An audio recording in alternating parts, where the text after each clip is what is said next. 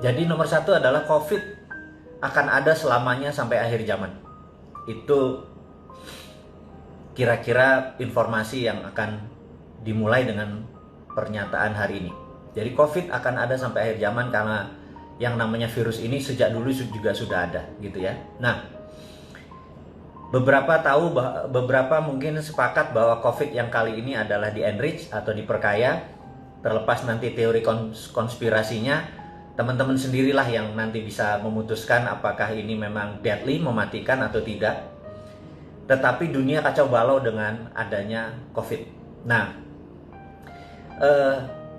dia mengingatkan bahwa cara yang terbaik saat ini, dan tolong diingatkan dengan ke pemerintah Indonesia, makanya dengan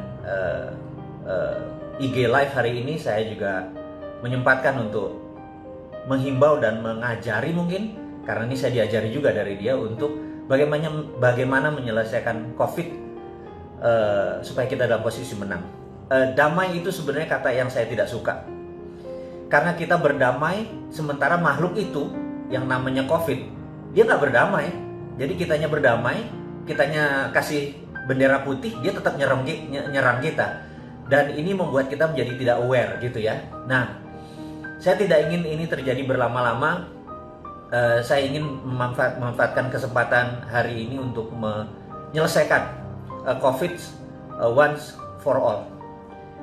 COVID adalah corona disease, virus. Jadi perilaku virus itu di setiap daerah harus di research. Jadi tidak bisa kita mendapat data dari koran atau dari media atau dari informasi asing bahwa oh di Cina kayak gini, di Amerika kayak gini. Karena banyak sekali menyatakan bahwa oh Amerika nggak bisa menghandle COVID, Cina nggak bisa menghandle, tahu-tahu Wuhan lockdown sekarang, 11 juta di lockdown versi baru sekarang dengan di retest. China, Singapura kena second wave dan lain sebagainya. Nah, yang harus kita lakukan adalah menurut teman saya, seorang doktor dari Malaysia ini yang bertempat tinggal di Inggris yang khusus mempelajari tentang virus, dia menyatakan adalah tolong diingatkan kepada gugus tugas corona di Indonesia bahwa postmortem atau mereka yang meninggal karena COVID dianalisa. Kemudian yang antemortem yang kena COVID yang bisa sembuh dan bisa meninggal dipetakan, sehingga dibuat korelasinya, ditemukan deltanya, sehingga kita bisa tahu yang postmortem itu kebanyakan virus tadi mengaktifkan apanya sehingga dia meninggal gitu ya. Jadi dianggap bahwa virus ini tidak mematikan dulu. Yang mematikan adalah dia mematikan unsur yang memang udah ada bawaan, misalnya dia ada asma misalnya ya, atau ada panu gitu misalnya. Kata begitu ada panu, tingkat kematiannya lebih dari 90%. Ini contoh aja. Nah, setelah kita melakukan korelasi antara postmortem dan antemortem, di sini pasti ketemu korelasi baru, delta baru, dan ini hanya berlaku di Indonesia. Jadi nggak peduli sama korelasi sama Singapura, korelasi dengan Cina yang saat ini dibanggakan oleh pejabat Indonesia itu apa-apa Cina gitu. Jadi di Cina nggak apa-apa kok, selalu gitu ngomongnya gitu ya. Bangga banget sama Cina, gue bingung tuh ngelola negara tapi bangganya negara Cina gitu ya. Bangga tuh sama bangsa sendiri gitu. Ini yang saya mau mengungkapkan kekesalan saya. Jadi kita harus punya korelasi sendiri, mempunyai delta sendiri, persamaan sendiri antara postmortem dan antemortem dari coronavirus. Dengan demikian kita tahu bahwa oh karena panu, begitu karena panu tingkat kematiannya tinggi. Ini contoh ya. Oke. Jadi apa yang harus kita lakukan setelah itu? Setelah kita lakukan, yang mempunyai panu, katakanlah ada 1% di Indonesia penduduknya, langsung di-seal, anggap dia nggak bisa berenang. Jadi kita andaikan ya, mereka yang tidak bisa berenang tadi jangan digabungkan sama yang bisa berenang. Karena yang bisa berenang ini kena COVID nggak apa-apa dia. Tingkat kesembuhannya 99,9. Tapi kalau panu ini, tingkat mortalitasnya atau fatalitasnya 99%. Jadi ini yang dilindungi. Nah, jadi saat ini kita harus cepat menemukan mereka-mereka yang tidak bisa berenang, lalu langsung di corner, lalu langsung dijaga, dan yang ini garansi, ini tingkat kesembuhannya tinggi. Itulah metode yang disarankan oleh sahabat saya itu adalah lakukan ini segera dan habis itu nggak usah mikirin tentang lockdown. Udah keluar aja. Karena kita akan hidup dengan COVID forever, gitu. Jadi ada istilah istilah yang lagi populer sekarang, new normal gitu ya.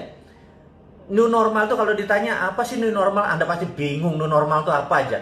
Itu adalah istilah orang pinter yang keminter yang membuat saya kadang-kadang apa sih new normal itu gitu ya. Tapi lama-lama saya pikir juga, waktu sahabat saya bilang enggak, new normal itu cuma satu katanya. Ke depan itu yang namanya cleanliness sama higienis, itulah new normal. Jadi oke. Karena kita akan hidup dengan COVID selamanya, maka new normal itu adalah kebersihan, higienis dan cleanliness dan kebersihan kita mencucikan diri, disinfektan, hand sanitizer, kebiasaan kita menjadi makhluk yang lebih bersih. Nah, itu adalah new normal. Sisanya dagang akan sama, beli di harga murah, di harga tinggi jual, gitu ya. Harga saham rendah Anda beli, harga tinggi jual, gitu. Apa yang berubah gitu? Nggak ada. Itu semuanya old school gitu ya, nggak ada new normalnya gitu ya. Terus bisnis going digital dari 5 tahun yang lalu juga kita tahu bisnis going digital gitu ya.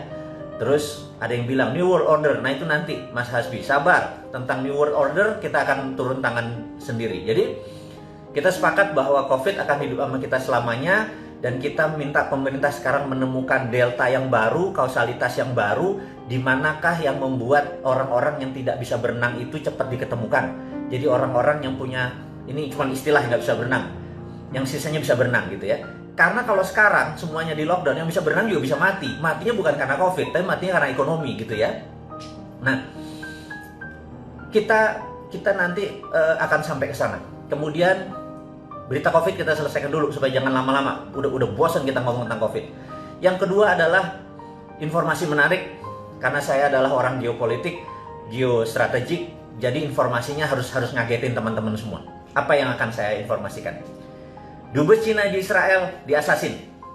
Jadi kita tahu beritanya bahwa kemarin hari ini Dubes Cina di Israel mati. Anda boleh menganalisa apa yang akan terjadi. Jadi saya nggak nganalisa dulu, saya ngasih mentahnya dulu bahwa fakta Dubes Cina di Israel mati. Dah gitu ya. Jadi kita siap-siap lanjut yang lain. Berikutnya adalah, itu berita internasional dulu. Jadi berikutnya adalah 13 shadow men. Jadi waktu Ronald Reagan memanggil 13 shadow men ini, orang-orang yang akan mendesain bagaimana mengalahkan Uni Soviet, 13 orang ini mendesain dan melakukan operation, dan akhirnya Soviet tahun 89-91 terguling. Puncaknya waktu di Afghanistan. Akhirnya dengan perestroikanya Gorbachev, apapun itu, mereka kekurangan uang, mereka kekurangan duit, mereka nggak ada sumber energi, Gorbachev nyerah, Soviet bubar, gitu ya. Nah, 30 tahun kemudian 13 shadow man ini baru dibuka ke publik bahwa siapa mereka. Buku-bukunya banyak luar biasa dan ceritanya keren-keren. Saya tahu teman-teman mungkin bukan pembaca, gitu ya. Bahkan ada pejabat nasional yang buku-buku geopolitik, geostrategi, buku sejarah nggak dibaca, lebih memilih baca Doraemon dan Shinchan. Saya sudah baca buku Doraemon dan Shinchan, nggak ada tuh tulisan tentang Roger Robertson, orang-orang salah satu di antara 13 ini, saya nggak nemu gitu ya. Kalau dia nggak tahu siapa 13 orang ini, bagaimana bisa ngelola negara, pejabat-pejabat itu? Saya pikir kok bacanya Shinchan. Saya juga pengen, oke deh, saya mungkin akan membuat komik Shinchan untuk diisi ceritain tentang 13 shadow man ini supaya masuknya dari kekinian gitu ya, dengan membaca Shinchan dan Doraemon gitu ya.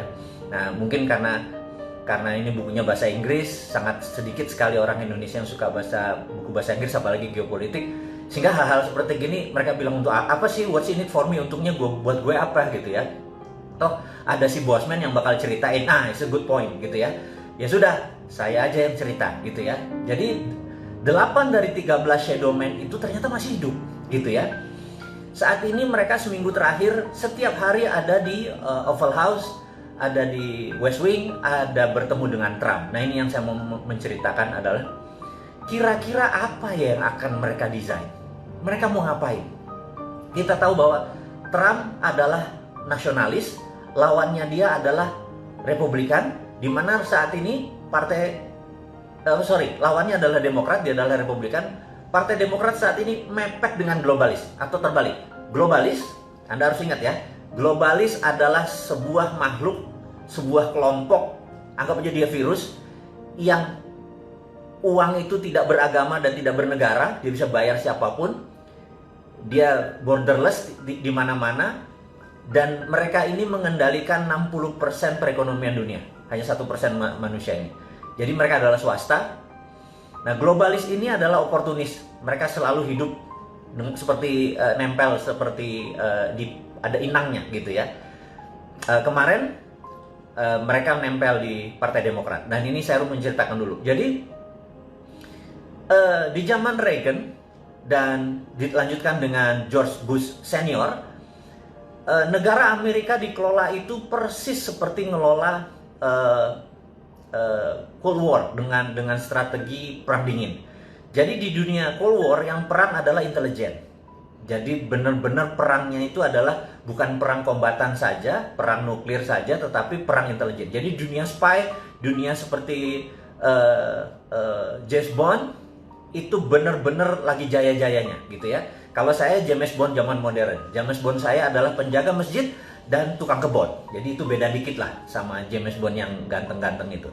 Dia membunuh, kita menyangkul gitu ya. Kita mau marbot masjid, kita ngurus masjid. Tapi bukan massage dan pijit ya, masjid beneran kita mah.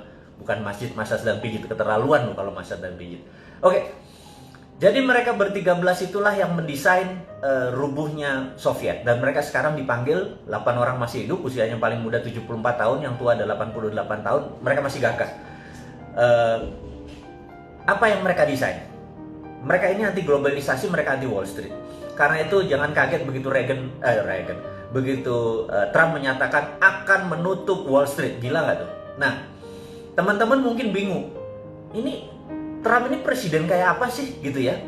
Nah, teman-teman saya akan melanjutkan dulu cerita supaya teman-teman paham dunia seperti apa sih yang kita hadapi saat ini. Kita kalau nggak paham, kita gelegean gitu ya, memahami ini Cina mau ngapain, Toto Yuan, Toto punya renminbi, Toto punya digital money. Terus kita kayak kagum, wah hebat ya. Terus kita Amerika dengan kapalnya, wah hebat ya. Kita gumunan gitu ya. Ketidaktahuan kita ini membuat kita kadang-kadang naif bahwa ada dangers di antara ketidaktahuan itu. Nah, saya mau menceritakan lagi bahwa Amerika adalah negara swasta. Sahabat semua, Amerika adalah negara swasta. Jadi negara swasta itu heavy on private. Cina adalah negara yang heavy on government. Semuanya pemerintah gitu ya. Nah, Indonesia ini heavy on, nah Anda jawab dia, Indonesia tuh cenderungnya kemana? Jadi kalau dilihat apa-apa sekarang ini pemerintah gitu, bangun jalan tuh pemerintah, rakyat cuma suruh keprok gitu ya. Ini udah selesai rakyat, udah selesai keprok gitu. Kita ini heavy on government. Kita meniru Cina. Nggak enak lagi gue nyebut Cina mulu nih. Cinanya Tiongkok ya, bukan Cina bangsa, bukan Cina ras. Ini harus diingetin. Saya nggak anti sama Cina, saya nggak anti sama ras Chinese. Sekali lagi, saya anti sama Tiongkok yang komunis. Paham ya? Clear ya? Ini harus saya lurusin lagi. Jadi kalau saya ngomong Cina, itu bukan ras. Kalau Anda turunan Chinese, udah 3 generasi di Indonesia, paspor Anda hijau, Garuda Pancasila di depannya, Anda saudara saya, selesai. Dah. Gitu ya. Tapi kalau miring Cina itu, bahkan kadang-kadang bukan orang Cina yang miring ke saudara saya yang Cina, malah suku-suku tertentu di sini yang oportunis, yang mepet-mepet ke Tiongkok itu yang oportunis. Ini gue lagi emosi kalau kayak gitu.